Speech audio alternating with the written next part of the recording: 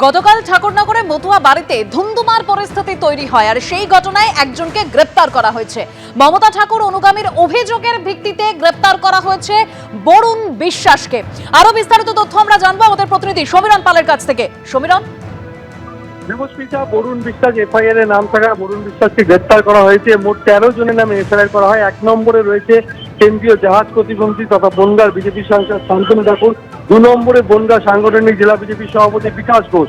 এই সহ 13 জনের নামে এফআইআর করা হয়। গতকাল রাতে মমতা ঠাকুরের পক্ষ থেকে এক মতুয়া ভক্ত তিনি অভিযোগ দায়ের করেন গাইঘাটা থানায় এবং অভিযোগের ভিত্তিতে তদন্ত শুরু করেছে গাইঘাটা থানার পুলিশ। হত্যার চেষ্টা, মারধর, চুরি, এমনকি প্রণামী বাক্স থেকে টাকা চুরি, মহিলাদের সোনার গহনা চুরি, মহিলাদেরকে মারধর এবং একাধিক ধারায় মামলা রুজু করে। শুধু তাই নয়, অস্ত্র আইনে মামলা রুজু করা হয়েছে এবং সেই মামলার পরিপ্রেক্ষিতে বরুণ বিশ্বাসকে নিজেদের হেফাজতে সে আবেদন জানিয়েছে পুলিশ। কারণ এই হামলার ঘটনায় আরো অনেকে অভিযুক্ত রয়েছে, তাকে জিজ্ঞাসাবাদ করে বাকিদের হদিশ পেতে চাইছে। এবং যেটা মমতা ঠাকুরের পক্ষ থেকে মতুয়া যে অভিযোগ করেছে, গতকাল শান্তনু ঠাকুরের যে মতুয়া ভোটাধিকার সম্পর্কে যে মন্তব্য, তার প্রতিবাদ জানিয়ে শান্তনু ঠাকুরের বাড়ির সামনে বিক্ষোভ দেখাতে যাচ্ছিল। সেই সময় তাদের ব্যানার কেড়ে নেওয়া হয়, তাদেরকে মারধর করা হয়, মাটিতে ফেলে নান্টু গোসাইকে কিল, চর, ঘুষি, লাথি মারা হয় এবং তখন তাকে উদ্ধার করে নিয়ে যাওয়া হয় বনগাঁর জীবন রতন দল মহকুমা হাসপাতালে, সেখানে তিনি আশঙ্কাজনক অবস্থায় ভর্তি রয়েছেন। এই ঘটনা থেকে 10 জন জখম হয়েছিল বলে জানিয়েছিলেন মমতা ঠাকুর। শুধু তাই না, মহিলাদেরকে কটূক্তি, মারধরের পর্যন্ত ঘটনা ঘটে। এছাড়াও শান্তনু ঠাকুর যেটা অভিযোগ করছেন, তিনি ইমেল মারফত গাইঘাটা থানায় এবং বনগাঁ পুলিশ জেলার পুলিশ সুপার এবং রাজ্য পুলিশের ডিজির কাছে অভিযোগ জানিয়েছিলেন এবং তিনি অভিযোগ জানিয়েছিলেন প্রধানমন্ত্রী, স্বরাষ্ট্রমন্ত্রী, এমনকি লোকসভা স্পিকারকেও। কিন্তু তার করা অভিযোগের ভিত্তিতে পুলিশের পক্ষ থেকে কোনো পদক্ষেপ করা হয়নি। তিনিও জানিয়েছেন যে সশস্ত্র অবস্থায় মতুয়া ভক্তরা, মমতাপন্থী মতুয়া ভক্তরা তার বাড়িতে হামলা চালিয়েছে। তিনি একজন কেন্দ্রীয় জাহাজ প্রতিবন্ধী, তার নিরাপত্তা বিঘ্নিত হওয়ার কারণে মতুয়া ভক্তরা তাদেরকে প্রতিরোধ করেছিল, কিন্তু তাদেরও বেশ কয়েকজনকে মারধর করা হয়। এই মর্মে অভিযোগ দায়ের করা হলেও পুলিশের পক্ষ থেকে কোনো পদক্ষেপ নেওয়া হয়নি। এক্ষেত্রে পুলিশ নিষ্ক্রিয়, কিন্তু মমতা ঠাকুরের অভিযোগের ভিত্তিতে পুলিশ সক্রিয় ভূমিকা নিয়েছে এবং যে ধারায় মামলা রুজু করা যায় তাই নিয়ে তিনি আপত্তি জানিয়েছেন। এবং এই ঘটনাকে কেন্দ্র করে রীতিমতো রাজনৈতিক চাপানোতর শুরু হয়েছে এবং মতুয়া ধামে তৃণমূল বিজেপি চাপানোতর শুরু হয়েছে গতকাল থেকে। আজও এই মতুয়া ধামের পরিস্থিতি যথেষ্ট থমথমে রয়েছে। তৃণমূলের পক্ষ থেকে অভিযোগ করা হয়েছে যে শান্তনু ঠাকুর যে বাড়িতে যখন তারা মিছিল করে শান্তিপূর্ণভাবে বিক্ষোভ দেখাতে গেছিলেন, তখন বিজেপির বনগাঁ সাংগঠনিক জেলা সভাপতি বিকাশ ঘোষ এবং তার অনুগামীরা এবং শান্তনু ঠাকুরের অনুগামীরা তাদের উপর চড়াও হয়, তাদেরকে মারধর করে। দেবস্মিতা, ধন্যবাদ সমীরণ। গতকাল যে পরিস্থিতি তৈরি হয়েছিল একেবারে সেই ছবি আরো একবার আপনাদের সামনে।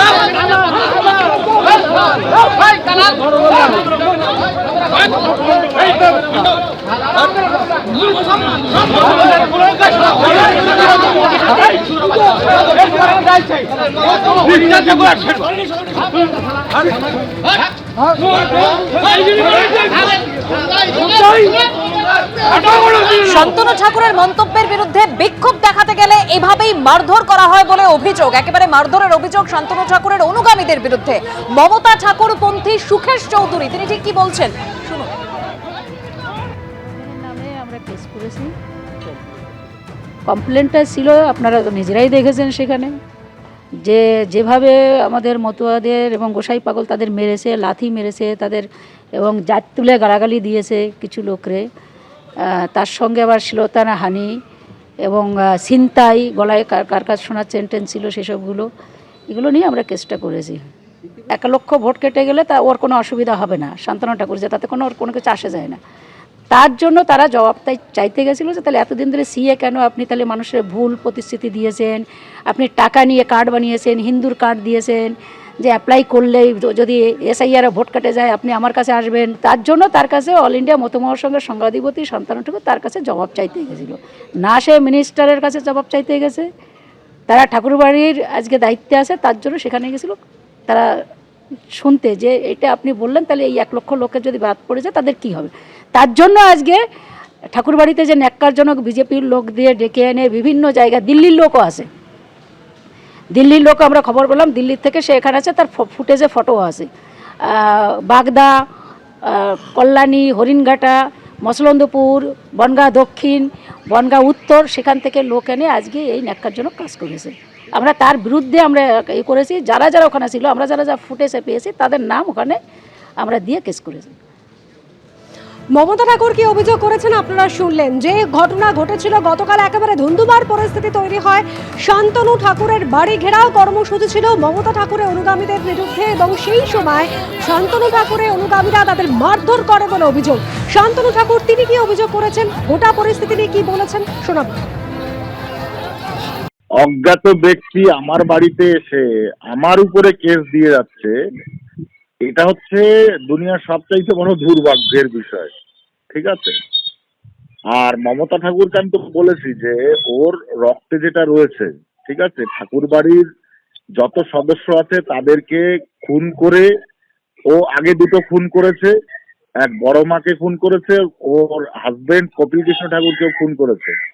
সেই জায়গায় মসনদে বসেছে। এখন ও চায় আদার্স যে সদস্য আছে সেইগুলোকে মার্ডার করে ও এই বাড়ির একদম একটা রক্ষণশীল জায়গায় ও পৌঁছবে। তার জন্য ওর যা করতে হয় সেটাও করবে আগামী দিনে, তারই পরিচয় হচ্ছে এগুলো। আমার ঘরের সামনে এসে গালাগালি, আমাকে থ্রেট, আমাকে যা খুশি তাই বলা, এইগুলো হচ্ছে আমার ঘরের সামনে এসে করেছে। এত বড় সাহস এবং উদ্যত্ত, আর সেটাতে পুলিশ এফআইআর নিয়েছে। আর আমাদের ঘরের সামনে এসছে, আমরা এফআইআর করেছি, সেটাতে পুলিশের কোনো হেলদোল নেই। তাহলে পুলিশ তৃণমূলের 5 দালাল ছাড়া আমি আর কি বলতে পারি। গতকাল যে ধুন্ধুমার পরিস্থিতি তৈরি হয়েছিল, কেন এই পরিস্থিতি তৈরি হয়েছিল, ঠিক কি ঘটেছিল, মমতা ঠাকুর অনুগামী কি বলছেন তিনি শুনুন। আমাকে কানে ঘুষি মেরেছে আমাদের গোসাই পরিষদের যিনি রয়েছেন নান্টু গোসাই, তাকে ফেলে পাড়িয়ে চুল ধরে টেনে প্রচণ্ড মার মেরেছে, আমাদের মায়েদের গায়ে হাত দিয়েছে। টোটাল ক্যাডার বাহিনী, গুন্ডা বাহিনী আমদানি করেছে শান্তনু ঠাকুর। পুলিশ দলদাসের মতো কাজ করেছে। মমতা বন্দ্যোপাধ্যায় এবং মমতা ঠাকুর দুজনে মিলে শান্তনু ঠাকুরের বাড়িতে দুষ্কৃতী পাঠিয়ে তাকে হেনস্থা করার চেষ্টা করেছে, এমন অভিযোগ করেছেন বিজেপি সাংসদ সুকান্ত মজুমদার।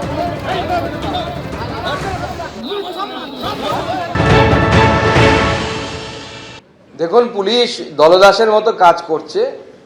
মমতা বেলা ঠাকুর মমতা বন্দ্যোপাধ্যায়ের উস্কানিতে, মানে 2 মমতা, মমতা স্কয়ার, এই 2 মমতা মিলে শান্তনু ঠাকুরের বাড়িতে কিছু দুষ্কৃতী পাঠিয়ে তাকে হেনস্থা করার চেষ্টা করেছে।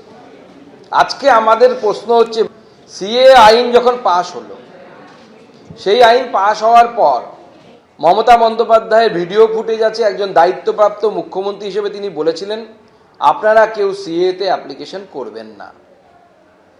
মানুষ করেননি। মমতা বালা ঠাকুরের পক্ষের যারা মতুয়া তারা নিশ্চয়ই করেননি, কারণ মুখ্যমন্ত্রী বলেছে। আজকে তাদের নাম যদি এসআইআরে বাদ যায় সঠিক সময়ে সিএতে অ্যাপ্লিকেশন না করার জন্য, তো তারা তো দোষী নয়, দোষী তো মমতা বন্দ্যোপাধ্যায়। কারণ মমতা বন্দ্যোপাধ্যায় বলেছেন আপনারা সিএতে অ্যাপ্লিকেশন করবেন না, তো মমতা বন্দ্যোপাধ্যায় তার দায় নেবেন না? মমতা বন্দ্যোপাধ্যায়কে তার দায় নিতে হবে। আমরা তো বলেছিলাম উল্টো কথা, আমরা বলেছিলাম আপনারা চোখ বন্ধ করে সিএতে অ্যাপ্লিকেশন করুন, আপনারা নাগরিকত্ব পাবেন এবং সেই নাগরিকত্বের মাধ্যমে আপনাদের নাম ভোটে এসআইআরে উঠে যাবে, ভোটার লিস্টে উঠে যাবে। এবিপি আনন্দ, এগিয়ে থাকে, এগিয়ে রাখে।